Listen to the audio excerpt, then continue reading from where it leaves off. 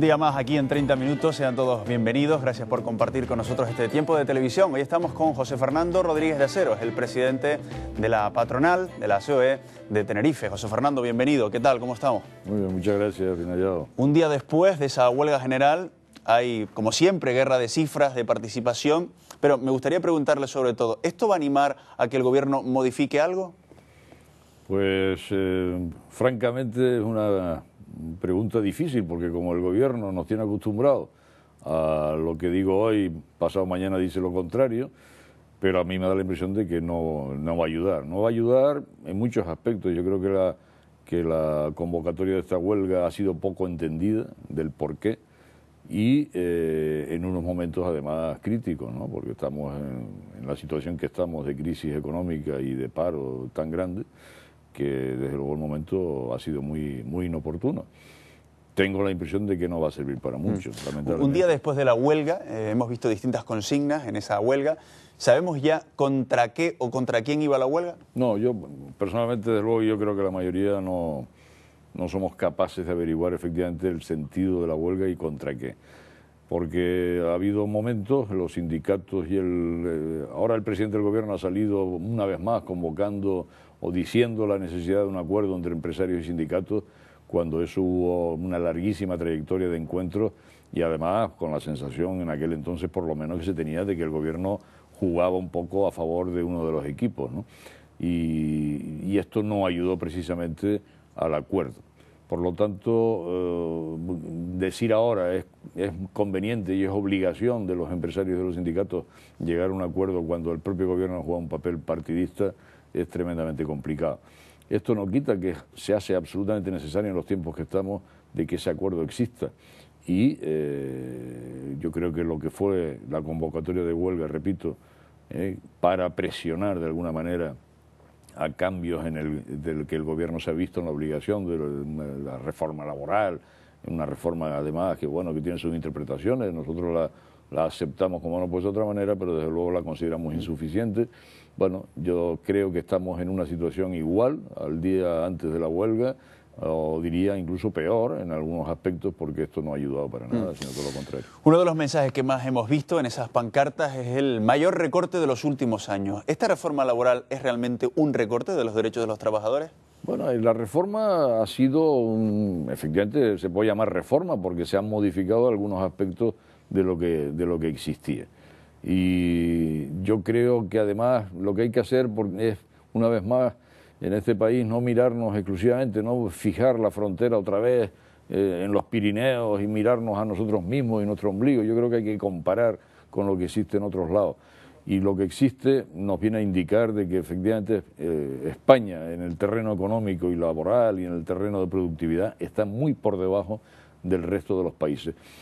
Nuestra competitividad jugando a esta economía global que está ahí y que esto es irreversible, pues nos indica que tenemos que seguir caminos que han adoptado otros países en la misma línea de competitividad.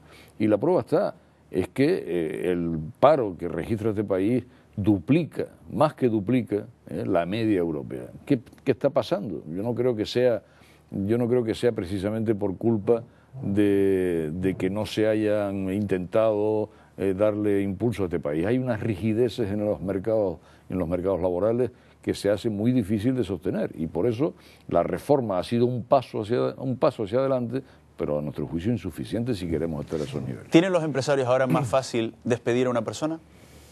Más fácil. El despido siempre ha existido, el despido libre. Lo que pasa es que ha sido un despido que cuando se adopta en el 90 y pico % de los casos el tribunal competente no da la razón a la empresa, y ha sido un despido desde luego más caro de lo que ahora con estas reformas se puedan contemplar. Pero lo que es el despido, la facilidad del despido es relativa. Ahora yo insisto, que alguien me diga qué psicópata empresario puede existir por ahí que contrata para despedir con ese fin. Yo creo que eso es absurdo, estar hablando continuamente de que el empresario lo que quiere es despedir con la facilidad.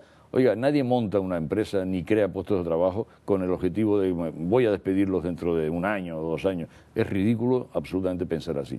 Lo que hay que estar es atento a que los comportamientos dentro de un mercado competitivo, insisto, que nos rodea y que estamos en ese mundo, nos guste o no nos guste, estamos en ese mundo y hay que jugar las mismas reglas de juego, y otros países las tienen en un sentido más adecuadas a la realidad económica y la realidad social que la que tiene España. ¿Y por qué cree usted, José Fernando Rodríguez de Acero, de que, sobre todo en los últimos meses en los que se ha hablado mucho de esa reforma laboral, se ha criticado a los empresarios de justamente lo que usted acaba de decir, de que los empresarios lo que buscaban era abaratar el despido? Bueno, yo creo que todavía existe, hombre, yo quiero pensar que en una minoría quizás más vociferante, un concepto de lo que es el mundo de la empresa y el empresario, bueno, que está totalmente fuera de la realidad.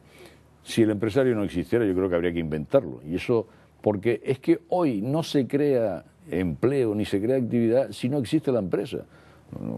Digo yo, porque no vamos a estar ahora hablando de modelos absolutamente demostrados caducos que han fracasado en la historia reciente.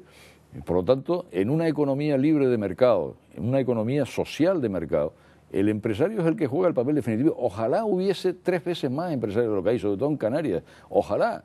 Aquí de lo que se trata es que la gente se lance a emprender, se lance a asumir riesgos. Y cuando uno se lanza a asumir esos riesgos con el objetivo de tener beneficios, por supuesto que sí, de tener un estándar de vida mejor, por supuesto que sí, pero está irradiando una mejora colectiva impresionante. Y si no está la figura del empresario, ya me dirá usted quién la crea. ¿La administración pública la crea? ¿O es que la administración pública, cuando se habla de dinero público, qué es eso? ¿Qué es el dinero público? El dinero público no existe. Ese dinero viene del sector privado, del pago de los impuestos, tanto de las empresas como de las personas, que se transforma en público y luego se gasta. ¿Mejor o peor? Lamentablemente creo que peor. Pero eso es así, y ese es el modelo que tenemos en todo Occidente y en buena parte del mundo, y de lo que se ha demostrado con anterioridad no ha servido y ha fracasado. Por lo tanto, ojalá, repito, hubiese muchísimos más empresarios que hay. Yo creo que la sociedad cada vez se da más cuenta de que esto es así, pero bueno, siempre existen grupos que critican fácilmente, sin argumentos. Porque usted como representante de los empresarios se ha sentido que esas líneas de crítica van contra los empresarios, que se han sentido en cierta medida denigrados a los empresarios en este tiempo. No, yo creo que no, yo creo que hasta ese extremo no. Repito que las voces más exageradas o más radicales son las que se suelen escuchar más, ¿no? O las que los medios de comunicación a veces dan un eco excesivo. Pero yo creo que en general la sociedad comprende cada vez más el papel del empresario, fundamental, como dije antes, es absolutamente fundamental. Y repito, o sea, si no es eso, ¿qué modelo existiría para crear riqueza, para crear empleo, para irradiar de que el resto de la sociedad se pueda beneficiar también de la emprendeduría de una serie de personas que se lanzan a esto?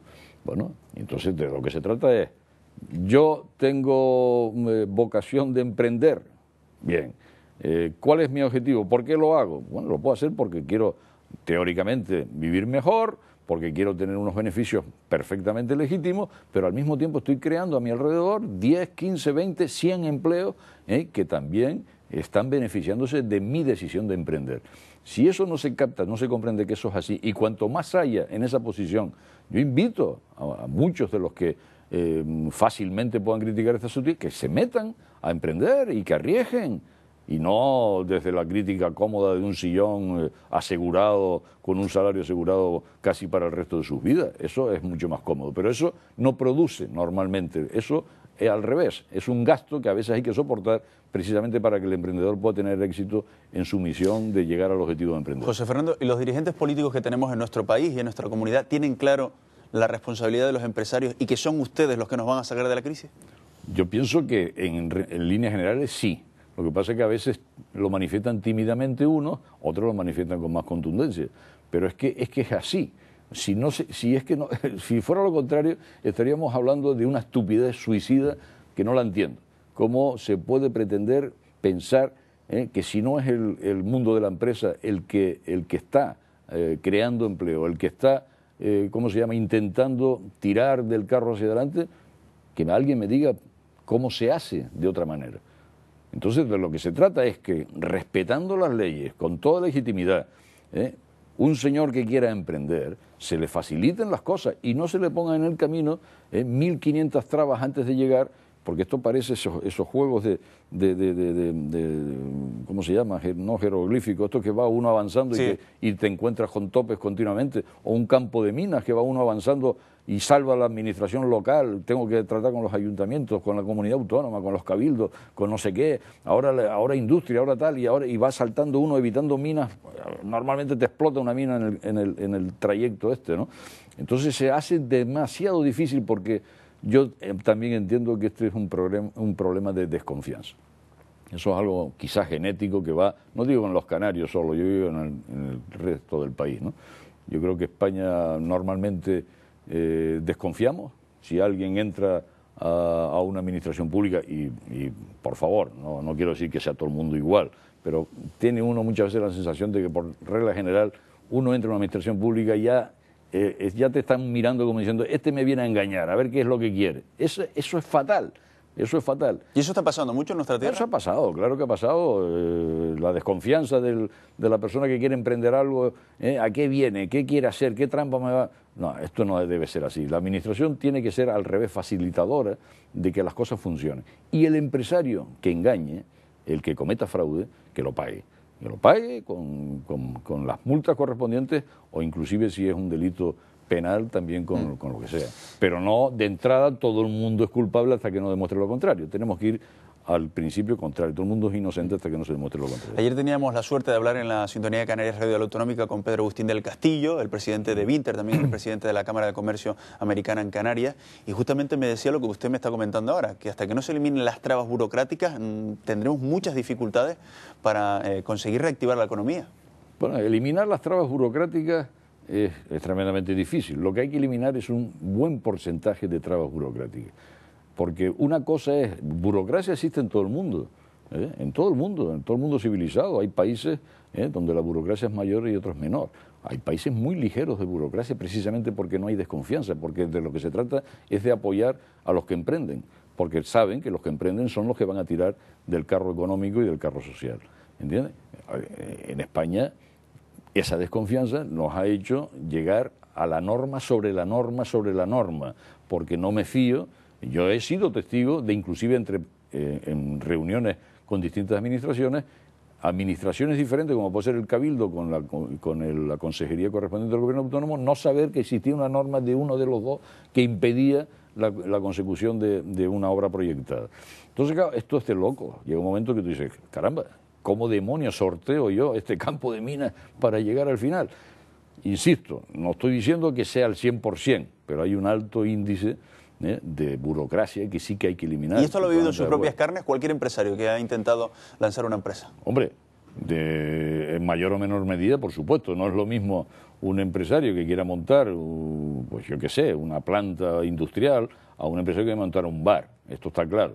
Pero yo he tenido ocasión de escuchar empresarios, por ejemplo, del turismo, donde me decían, oye, es que para montar una piscina, tener el permiso o los permisos correspondientes para montar una piscina, parece que estoy montando una planta nuclear, porque es que me piden de todo tipo de permisos, de licencias y tal. O sea que a veces tiene uno, no la sensación, tiene una certeza de que se exagera tremendamente en estas peticiones burocráticas, insisto, producto de la desconfianza. ¿Y qué nos ha llevado a todo esto? ¿Hay alguien interesado en complicar la vida a los empresarios? No, es al simplemente revés, la desconfianza. Y los que están interesados en no complicarse ellos la vida.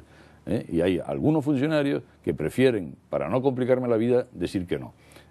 Y el político, para no complicarse la vida, le dice que no y le dice al funcionario que le haga el informe. Y el funcionario a veces hace informes favorables y otras muchas veces hace negativos para no meterse teóricamente en algún problema. Esta es la sensación que existe en el mundo empresarial. Hace unos días recibíamos la visita en Canarias del embajador de Estados Unidos, con la intención de lograr que algunos empresarios de Estados Unidos utilicen Canarias como plataforma para acercarse al continente africano, donde tenemos pues una clientela potencial de 800 millones de habitantes. Si se encuentran los norteamericanos con cosas como esta, ¿puede que den media vuelta y se vuelvan? Bueno, yo estoy convencido de que habrá muchos casos que sí, evidentemente. Hombre, la burocracia norteamericana no la conozco en profundidad, algo conozco y desde luego no tiene nada que ver con la nuestra. Muchísimo más ligera, porque ahí funciona ese principio. Este señor viene a emprender, este señor viene a crear y yo creo en lo que... Si me engaña, la va a pagar. Si me engaña. no al revés, este señor me viene a engañar y tal, y automáticamente ya estás en una posición de freno a lo que pueda hacer porque estás casi convencido que te viene a engañar.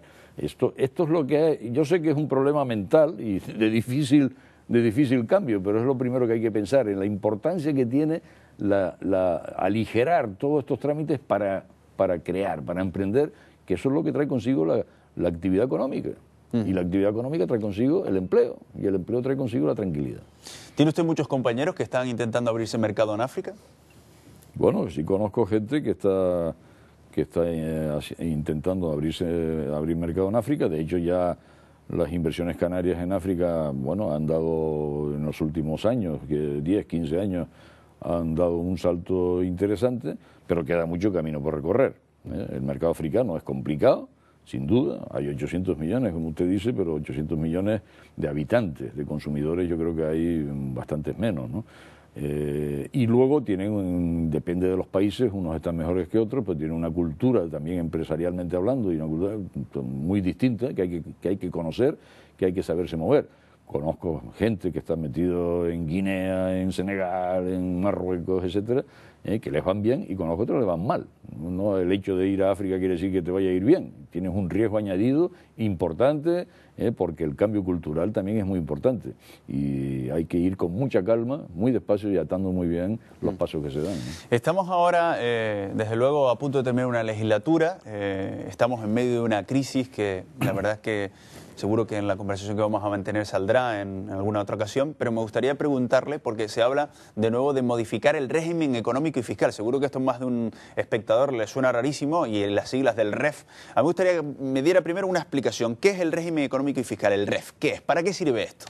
Bueno, yo definiría el REF primero como el instrumento más fundamental que tenemos los canarios para intentar adaptarnos en distintas épocas de la historia a unas condiciones socioeconómicas adecuadas. Me explico, nuestra famosa lejanía, fragmentación, que siempre se habla, y sobre todo los políticos, que es verdad, nuestro coste añadido de estar donde estamos en función a esa fragmentación, pequeños territorios, etcétera, tiene un coste. Y ya desde la época de los Reyes Católicos ya se contempló Canarias como un sitio diferente y un tratamiento distinto. Y ha habido distintas etapas que culminó en el régimen económico y fiscal como algo diferencial en el terreno fiscal y en el terreno económico, de determinadas ayudas, etcétera, para que Canarias tuviese un marco donde desarrollarse con más facilidad que si no lo tuviese.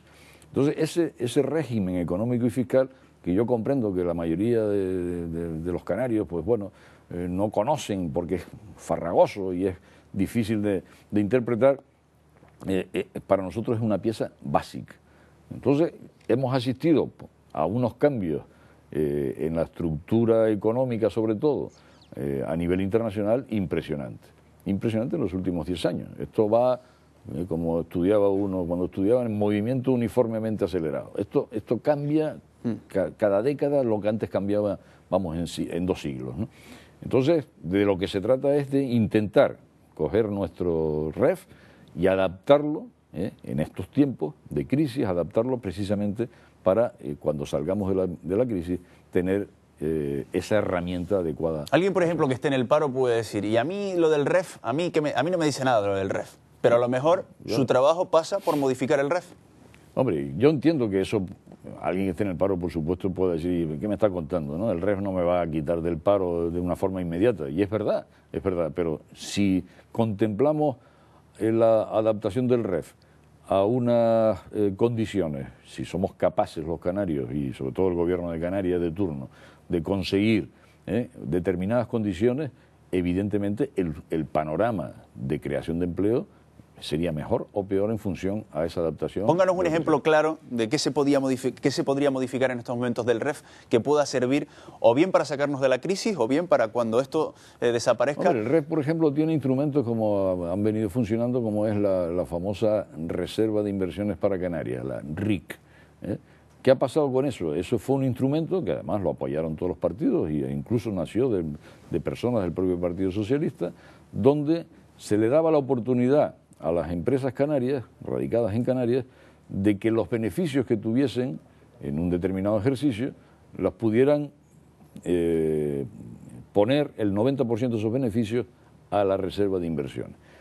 Y que tenía 5 años luego para invertir, necesariamente para invertir ese dinero que haya podido tener de beneficio. Automáticamente uno piensa, y los trabajadores también tienen que pensar, si esa empresa le ha ido bien, ha ganado, por decir algo, 100.000 euros y 90.000 los va a destinar para mejorar su empresa, traer nuevas tecnologías, nuevas maquinarias o abrir nuevos mercados, automáticamente va a crear también más actividad y consiguientemente más empleo. Por lo tanto, es algo que no es que el REF diga, pasado mañana se abre una oficina que donde ponga REF y vaya a contratar gente, pero sí la inteligente adaptación de esas herramientas hace tirar del mercado de trabajo con seguridad. ¿Los empresarios han utilizado bien la RIC, la Reserva de Inversiones de Canarias, o se han aprovechado de ella? No, yo creo que aprovecharse de ella es imposible, porque si por aprovechado de ella significa peyorativamente de que alguien ha querido hacer trampa, automáticamente una inspección de Hacienda lo puede fulminar. Eso lo tenemos que decir así de contundente. Hombre, claro, es que no... Porque sabe usted el discurso que está en la calle, ¿no? Bueno, yo no sé el discurso que está en la calle, o puede ser algún discursillo que pueda estar en la calle, pero es que el decir que el empresario haya podido usar la RIC fraudulentamente, es que, vamos, ese empresario que se olvide, o sea, que se olvide porque va a tener graves problemas. De hecho, hay empresarios que han recibido importantes sanciones. Claro que sí, por mala, porque esa es otra.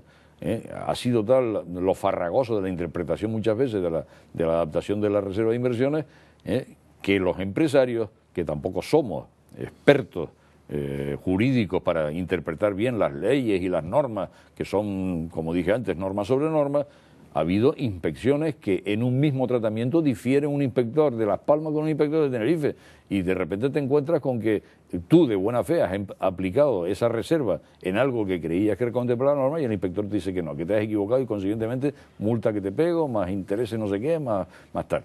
Entonces, eso es una cuestión donde, bueno, la interpretación tan complicada hace que a veces el empresario se equivoque, pero no lo hace fraudulentamente, no lo hace con la intencionalidad de estafar. No tiene ningún sentido ni puede hacerlo. Y además, lo bueno de la reserva de inversiones es que te obliga a invertirlo. Ese dinero no te lo puedes llevar tú, que tendrías perfecto legítimo derecho a decir, oye, yo no hago nada, si he ganado 100.000 euros, como dije antes, pues reparto dividendos de los 100.000 euros a los accionistas de la empresa, o si soy yo solo, me lo llevo yo para mi casa y me los gasto de otra manera. No. La aplicación del 90% de esos beneficios para aplicarlos ahí es un concepto social bastante amplio porque obliga a la empresa a seguir desarrollando. José Fernando, volvamos, si le parece, a los desempleados. Más de 300.000 desempleados en Canarias. ¿Qué pueden esperar esas personas? Sobre todo aquellos que nos están viendo en estos momentos. ¿Los empresarios se van a animar a contratar a personas en los próximos meses, años? Lo tienen muy complicado porque no hay demanda. ¿Qué pueden pensar esas personas que están en el paro en estos momentos, José Fernando? Bueno, yo puedo comprender perfectamente la situación de estas personas y sobre todo cuando hay casos que son tremendos en familias casi completas en esa misma situación.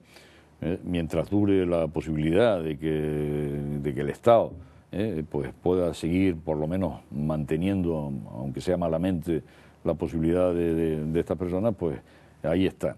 Ahora, ¿qué puede hacer el empresario? Repito, el empresario se tiene que encontrar con un entorno adecuado para la creación de actividad. Es que no hay otra. El empresario por sí solo no legisla, ni dice lo que hay que hacer con tal impuesto, con tal otro. Cuando alguien decide subir o bajar los impuestos, no es el empresario el que lo decide. El empresario es el Paganini, o el sufridor, o el beneficiado de esas normas o de esas decisiones que toman los gobiernos, y sobre todo a niveles del gobierno central, como es natural.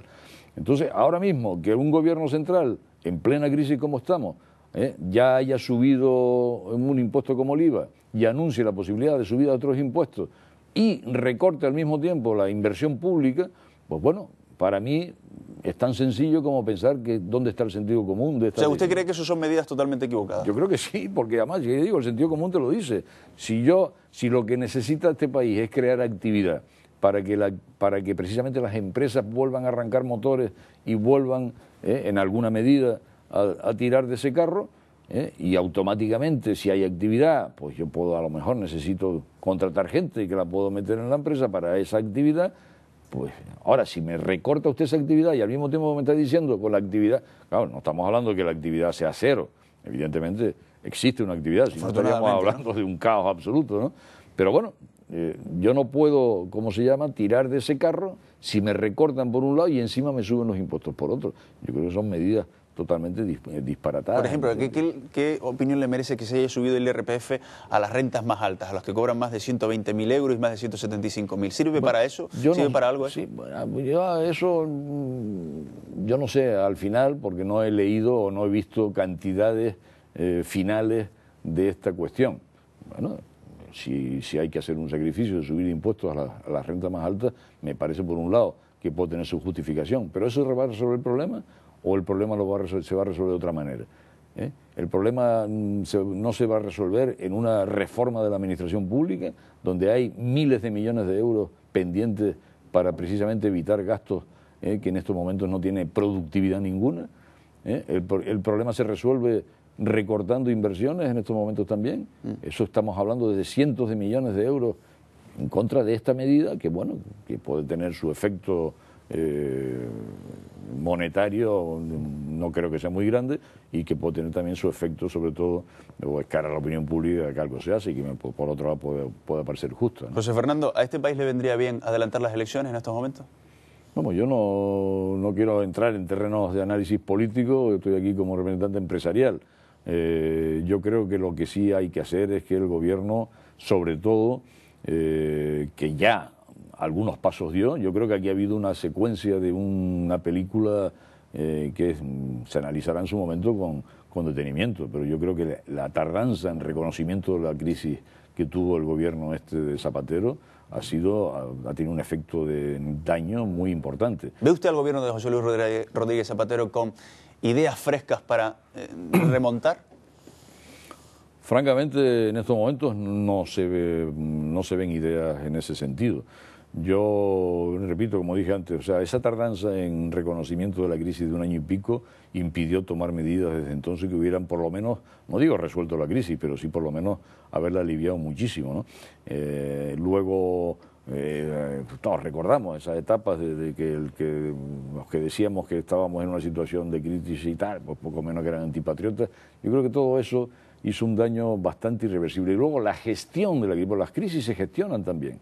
Se gestiona cuando uno está en un desarrollo económico importante, hay una gestión importante, pero cuando viene una crisis, que eso es inevitable y son cíclicas, pues también hay una gestión, y hay quien está gestionando la crisis mejor y hay quien la está gestionando peor.